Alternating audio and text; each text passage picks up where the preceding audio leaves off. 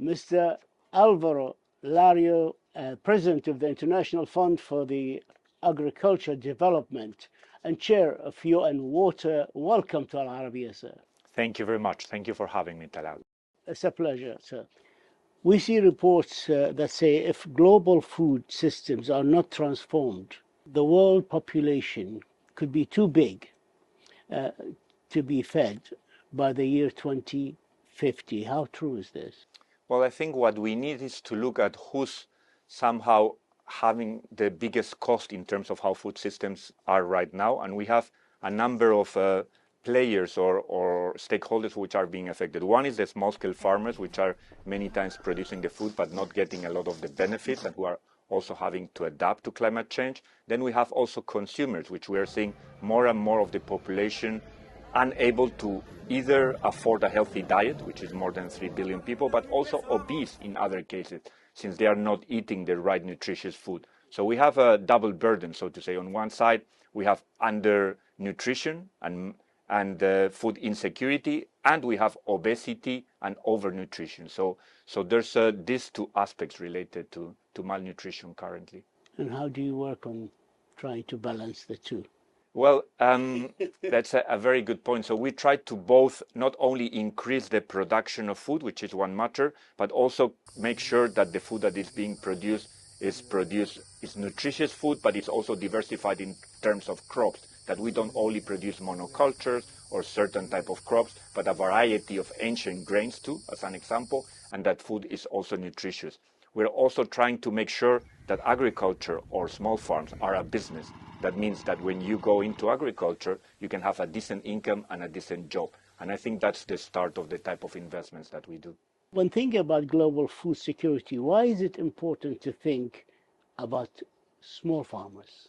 Well, actually, small farmers under 5 hectares produce more than half of the food in the world. So I think that's a very important... More than half? Yes. I mean, if we're talking, depending on the number of hectares, it could be from 1/3 to 1/2, but they really produce a lot of the food in the world. And at the same time, we are seeing them that they're the ones who are suffering most of climate change, but who are suffering also most of food insecurity. They are the same ones which many times cannot afford a healthy diet. So I think it's important that we provide these small-scale farmers with opportunities of access to water, irrigation systems, access to finance, access to seeds, access to selling their products at a fair price. So I think there's a number of tools that we can provide them in order for them not to fall into poverty. How much cooperation is there between the two organizations and coordination that you lead, IFAD and UN Water? So IFAD is a United Nations specialized agency. So we provide very concessional loans and grants to countries and work with them mostly in rural areas to address food insecurity, climate adaptation.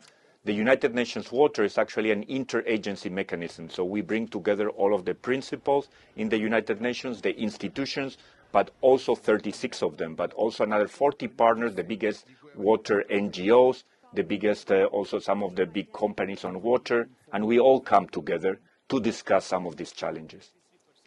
What can you tell us about the figures of the latest state of food security and nutrition in the world for 2024? The situation from last year has slightly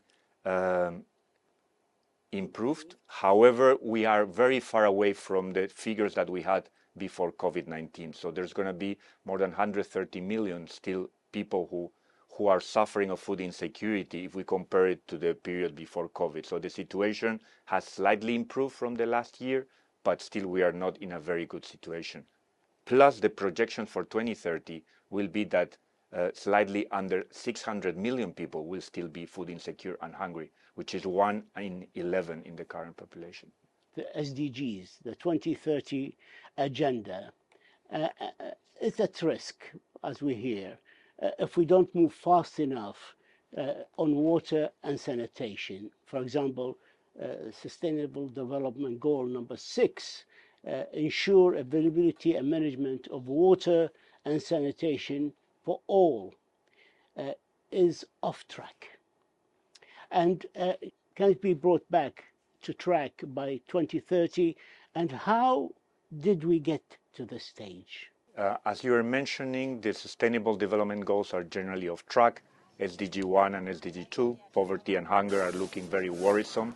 By 2030, there will still be almost 600 million of people who are suffering hunger and poverty. In the case of SDG 6 on water, we will also be off track, unfortunately. What can we do?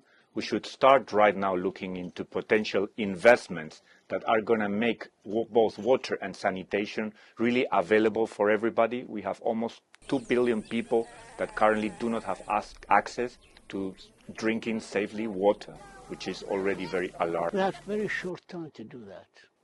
We have a very short time. I think that's why we need to coordinate the efforts and make sure that both the public sector and the private sector come together, as well as organizations like the United Nations. Myself, as the chair of the United Nations Water, we have just approved a system-wide strategy to coordinate these efforts with the civil society, with the private sector, but also within all the United Nations agencies and programs. Can you tell us more about this strategy, new strategy? Yes, so it will be very much trying to coordinate the efforts on the ground. It has just been approved this year. It was mandated to the Secretary General by the General Assembly last year. So he mandated United Nations Water to coordinate the efforts in the UN system, and we have just approved it. It will be based on how can we coordinate the investments and the efforts on the ground through the resident coordinators, the country teams, and making sure that we have a common goal, a common alignment on what are the challenges related to water and to sanitation. Do you feel that you have to work harder in certain areas of the world more than others? Well, water is actually a connector across many of the SDGs and across many of the sectors. As an example, it relates to food security through irrigation systems. It also relates to inequality and poverty through access to sanitation services, the very basic ones. So I think water is a connector across many, many areas, and that means that we need all of these sectors to come together. We all know that 70% of the planet's surface is covered by seawater. However, only 0.05% of the water on Earth is usable for drinking and otherwise. It's such a limited amount of water, don't you think? Well, that's why it's such a precious resource. I think we need to make sure that we're using it correctly. In the case of, for example, agriculture, we need to make sure that we are not losing water, that we are also using it in a very efficient way because it's so scarce.